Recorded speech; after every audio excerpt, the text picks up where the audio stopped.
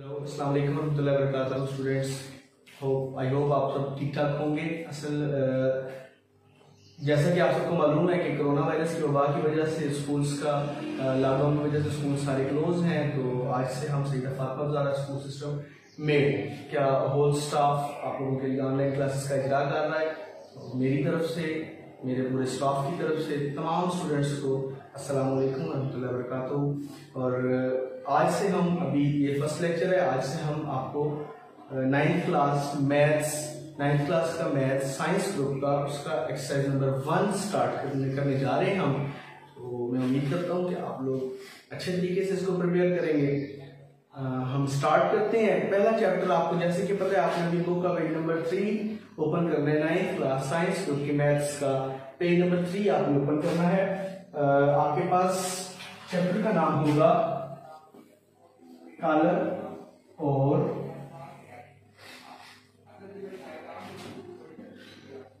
काल्बों का मक्ता। कॉलम और काल्बों का मक्ता। अब डेफिनेशन सबसे पहले जो हमारे लिए जरूरी बात है, वो हमने ये देखना है कि कॉलम, बेसिकली कॉलम हम किसको कहते हैं। ये कॉलम 19वीं सदी में आप लोगों को जैसे कि पता है कि रियाजियात, शुमारियात, कंप्यूटर साइंसेस ने बहुत तरक्की की सदी थी। हम 19वीं सदी के अंदर ही 1857 से 1858 के दौरान इंग्लिस्तान के एक रियाजीदान आर्थर केले ने काल्बों का तारुफ पेश किया, उसका तसव्वुर पेश किया, और उसके मुताबिक मैं कॉलम आपको यहाँ पर उसकी डेफिनेशन सबसे पहले हम करेंगे। आर्थर केले कॉलम। अब कॉलम बेसिकली है क्या है, मसला ये है कि कॉलम है क्या। मैं इसको चंद आसान अल्फाज में आप तक डिलीवर करने की कोशिश करूंगा। कॉलम चंद आदात अब चंद आदात से मुराद हकीकी भी हो सकते हैं, गैर हकीकी भी हो सकते हैं। हमने इस कॉम्प्लेक्शन में नहीं जाना कि हम हकीकी आदात को डिस्कस कर रहे हैं, गैर हकीकी को डिस्कस कर रहे हैं। चंद आदात वो ABC भी हो सकते हैं, 1 2 3 भी हो सकते हैं, कुछ भी हो सकते हैं, नॉट मैटर। अब आपने चंद आदात को मुरब्बई या मुस्ततील, चंद आदात को मुरब्बई या मुस्ततीली, चंद आदात को मुरब्बई या मुस्ततीली शक्ल में लेकर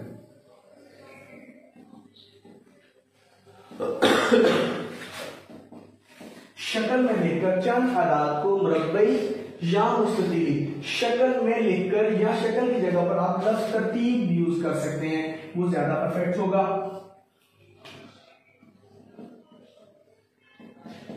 चंद आदात को मुरब्बई या मुस्ततीली तरतीब में लिखकर बड़ी ब्रैकेट, जिसको आप स्क्वायर ब्रैकेट भी कहते हैं,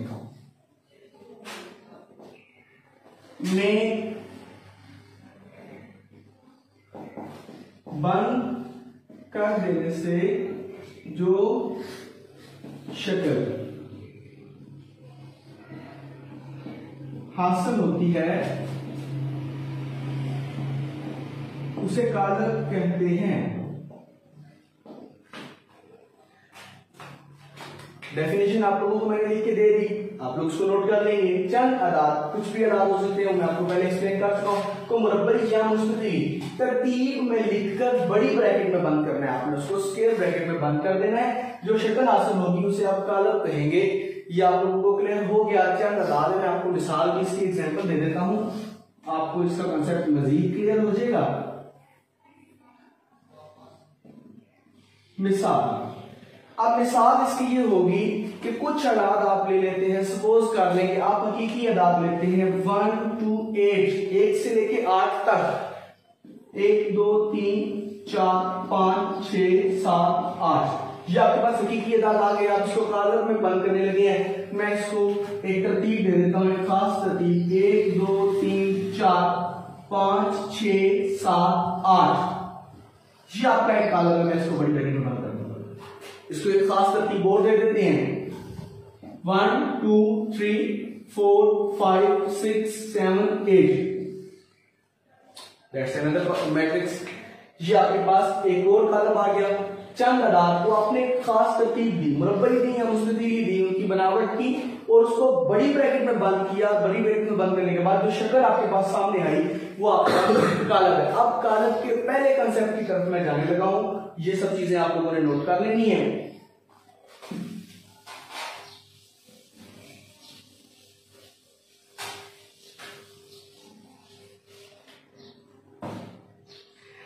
सबसे पहला कंसेप्ट कालब की अराकीन होते हैं, वो आप लोगों को बुक से पता चल जाएगा। कालब के रुकन, दिए हुए कालब में किसी कालब का रुकन क्या होता है? कालब के रुकन या अराकीन, इंग्लिश में आप उसको एलिमेंट बोलते हैं। कालब के रुकन, अराकीन या एलिमेंट ऑफ मैट्रिक्स। अब रुकन, जैसे कि आप लोगों को पता है किसी भी चीज का जो रुकन होता है वो उसका हिस्सा होता है। अब मैं यहां पर एक कालब लिखता हूं, कालब ए है, 1 2 3 4।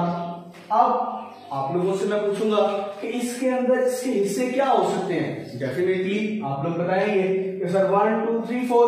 तो ये जिस तरह आप लोग समझे वही 1 2 3 4 ये इसके रुकन है, लेकिन इस तरह बता देना जरूरी नहीं है। पेपर में एग्जांपल हमें लिखनी है, डेफिनेशन लिखनी है, तो हम लिखेंगे किसी कालब में मौजूद हिस्से उस कालब के अराकीन कहलाते हैं। किसी कालब में मौजूद हिस्से उस कालब के अराकीन कहलाते हैं, रुकन कहलाते हैं। यहाँ कालब ए के अंदर 1 2 3 4 चार हिस्से थे, वो चार की चार उस कालब के रुकन है, अराकीन है, एलिमेंट्स हैं। यहाँ पर मैं एक और मैट्रिक्स लिख देता हूँ, कालब लिख देता हूँ। कालब बी बराबर है ए बी सी डी। अब यहाँ पर क्या होगा? इस कालब के बी के जो एलिमेंट्स हैं वो होगा आ बी सी और डी। आई होप कि आप लोगों को कालब के अराकीन की समझ आ चुकी होगी, बहुत इंपॉर्टेंट इसका एक कॉन्सेप्ट है ये। इसके बाद अगले काम की तरफ में जाने लगा हूं, ये चीजें सब आपने नोट कर लेनी है।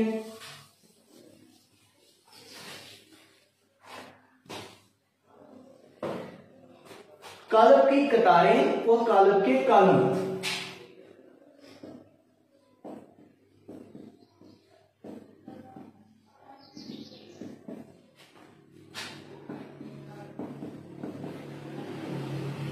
यहां पर मैं दो चीजों को, दो बातों को अंडरलाइन करूंगा। पहली बात कतारें, दूसरा काम कॉलम। रोज और कॉलम्स, कालब की कतारें और कालब के कॉलम। अब किसी भी कालब के अंदर मैं यहाँ पर एक कालब लिख देता हूं आपको, a इज इक्वल टू वही वाला 1 2 3 4। यहां पर आपको दो तरतीब में, दो इस तरह की तरतीब मिलेंगी अदाद की, जो उसकी कतार या कालब कहलाएगी। जैसे कि आप इसको एक तरतीब ऐसे दे सकते हैं, एक तरतीब आप इसको ऐसे दे सकते हैं। अब कतार और कॉलम, कतार और कॉलम, जब हम कॉलम की कतार लिखेंगे, कॉलम की कतार, तो किसी कॉलम में मौजूद हिस्सों की उफ़क़ी तरतीब, किसी कॉलम में मौजूद हिस्सों की उफ़क़ी तरतीब।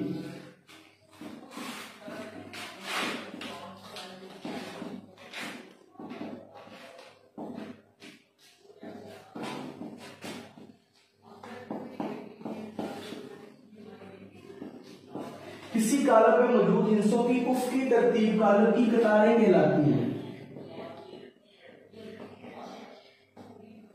कतारें कहलाती हैं। आसान कर लें, किसी कालब में मौजूद हिस्सों की, किसी कालब में मौजूद दाएं से बाएं या बाएं से दाएं हिस्सों की तरतीब जो होती है वो कालब की कतारें कहलाएगी। और उसके लिए आप जहां पर रो का लफ्ज इस्तेमाल करेंगे, रो 1 रो 2, दो कितारें आपको इस कॉलम में नजर आ रही हैं। जैसे कि मैं यहां पर एक मिसाल एग्जांपल दे देता हूं, कॉलम बी बराबर है A B C D E and F. अब इस A B C D E F column के अंदर आपको कितनी किताबें नजर आएंगी वो आप लोग जज कर चुके हैं।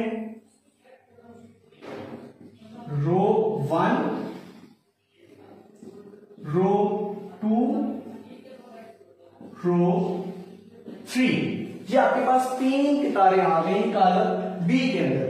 ए बी वाली पहली किताब दाएं से बाएं या बाएं से दाएं, ये पहली, ये दूसरी, ये तीसरी कॉलम की किताब। मुझे उम्मीद है आप लोगों को समझ आ चुकी होगी। इस चीज को आपने नोट कर लेना अपनी डायरी के ऊपर। कॉलम की किताब, इसी कॉलम में मौजूद हिस्सों की उफ़क़ी तरतीब दाएं से बाएं या बाएं से दाएं जो तरतीब होगी उसको आप कॉलम की किताबें कहेंगे। नेक्स्ट टॉपिक कॉलम के कॉलम। अब कॉलम के कॉलम, किसी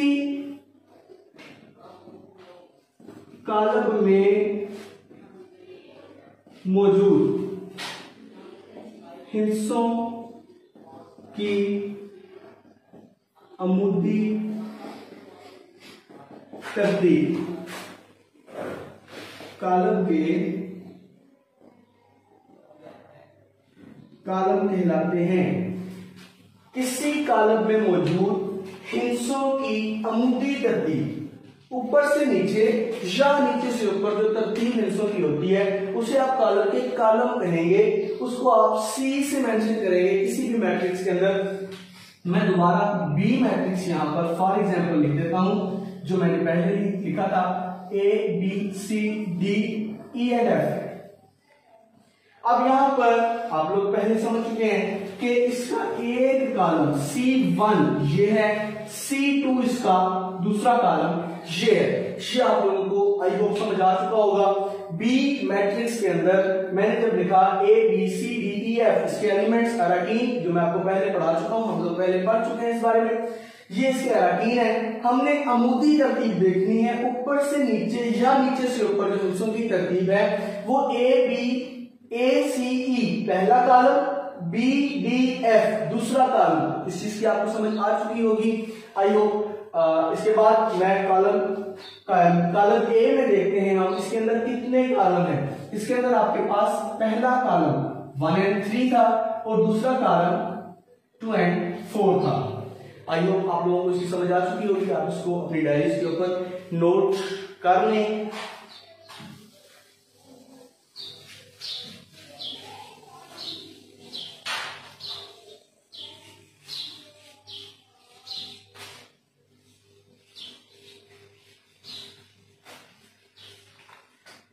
इसके साथ ही हम आज के लेक्चर का लास्ट कंसेप्ट और उसके चंद एग्जांपल्स और एक्सरसाइज नंबर 1.1 का पहला क्वेश्चन, आज के लेक्चर का लास्ट कंसेप्ट कॉलम का मर्तबा।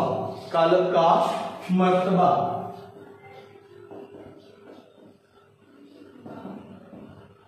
कॉलम का मर्तबा, इसकी डेफिनेशन पहले पढ़नी बहुत जरूरी है।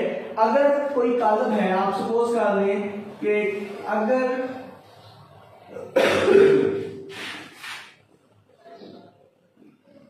किसी कॉलम ए में कोई कॉलम है उसका नाम ए है, अगर किसी कॉलम ए में m कितारें हैं,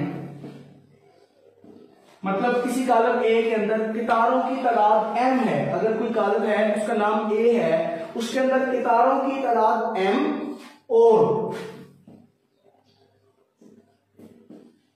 n कॉलम है, कॉलमों की तादाद n है, कितारों की तादाद m और कॉलमों की तादाद n हो। अगर किसी कॉलम ए में m कितारें और n कॉलम हैं तो कॉलम ए का मर्तबा बराबर होगा किसके, मर्तबे का फार्मूला आप लिख लें, कितारों की तादाद बाय कॉलमों की तादाद। आपके पास कॉलम ए का मतलब बराबर है कितारों की तादाद बाय कॉलमों की तादाद। अब यहां पर आपने इस डेफिनेशन में से निकालना है कि मैंने कितारों की तादाद कितनी लिखी थी, वो मैंने लिखी थी m, एक गैर हकीकी नंबर, ठीक है। तो यहां पर m बाय कॉलमों की तादाद मैंने n लिखी थी, वो आपके पास n आ जाएगी। ये कॉलम A का मर्तबा आपके सामने है। अगर हम एक कॉलम ले लेते हैं, मैं इसकी मिसाल आपको एक कॉलम देख के दे देता हूं। अगर मैं सपोज कर लेंगे एक कॉलम हमारे पास A है, वो मौजूद है हमारे पास 1 2 3 4 5 6 7 8 9। मेरे पास एक कॉलम ए है 1 2 3 4 5 6 7 8 9। इसके अरकान है आपके पास जो इसके अंदर मौजूद है, वो अरकान कहलाते हैं, जो इनसे इसके अंदर मौजूद होते हैं, जिनसे मिलकर कॉलम बनता है, वो अरकान है। 1 2 3 4 5 6 7 8 9 अरकान मौजूद है हमारे पास। मैं इसके अंदर सबसे पहले कितारें फाइंड आउट करूंगा। इसकी कितारें कितनी है? कितारों की डेफिनेशन में आपको पहले हम पढ़ चुके हैं इस बारे में कि उफ़की तरतीब जो होती है वो उसकी कितारें कहलाती हैं। ये आपकी रो 1, ये आपकी रो 2, ये आपकी रो 3। 3 कितारें आपके पास मौजूद है इसके अंदर, और 3 ही कॉलम मुझे नजर आ रहे हैं। साथ आप कॉलम्स की भी देख लें, कॉलम 1, कॉलम 2 एंड कॉलम 3। आपने सारा काम कर लिया, बस अब आपने इसको नोट आउट करना है। कोई मुश्किल काम इसके अंदर नहीं है। आप लिखेंगे कॉलम ए का मर्तबा बराबर है कितारों की तादाद फार्मूले के मुताबिक बाय कॉलमों की तादाद। अब आप लोगों ने दोबारा इस एग्जांपल पे जाना है, आपको पता चल जाएगा कि कितारें यहां पर आपको कितनी नजर आ रही है, रो 1 रो 2 रो 3। इसका मतलब है 3 कितारें हैं। आपने 3 जो फिगर आपके पास आया 3 बाय, अब कॉलम में लेने हैं आपने, कॉलम भी आपके पास वही है 1 2 3। ये मैंने नीचे लिखा है C1 कॉलम 1 कॉलम 2 कॉलम 3। ये आपके पास उसकी भी 3 आ गई। ये आपके कॉलम ए का मर्तबा, कॉलम ए का मर्तबा बराबर 3 बाय 3 आ गया। ये आपका आंसर है। आई होप कि आप लोगों को समझ आ चुकी होगी। ये आपकी एग्जांपल थी, आज का लास्ट कॉन्सेप्ट था। अब आप लोगों ने एक्सरसाइज नंबर 1.1 का क्वेश्चन नंबर 1 देखना है। उसके अंदर वो आपसे मुख्तलिफ कॉलम देकर उसका मर्तबा आपसे फाइंड आउट करेगा, पूछेगा। वो आपका क्वेश्चन होगा, आज का आपका टास्क मैं आपको दे रहा हूं। पेज नंबर 5 है, वो आपको कहता है कि क्वेश्चन नंबर 1 10 कॉलमों का मर्तबा बताइए। पहला कॉलम ए है, बिल्कुल सिंपल है। एलिमेंट्स लिखे हुए हैं 2 3 -5 और 6। आपने इसका ए का मर्तबा बराबर है कितारों की तादाद बाय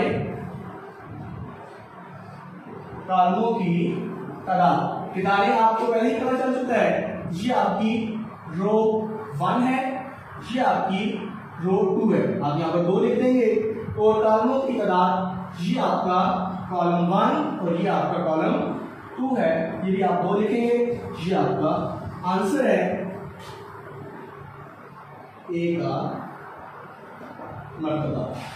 इसी तरह ही आप लोगों ने वो आपको A B C D E F G और एच ये आपको कॉलम दे रहा है। आपने इसी तरह उनका मर्तबा मालूम करना है। आज का ये टास्क आप लोगों ने आज की डेट में कंप्लीट करना है। आई होप कि आप लोगों को इसका फायदा भी होगा, समझ भी आई होगी। तो हम सब की तरफ से अल्लाह हाफिज, फी अमान।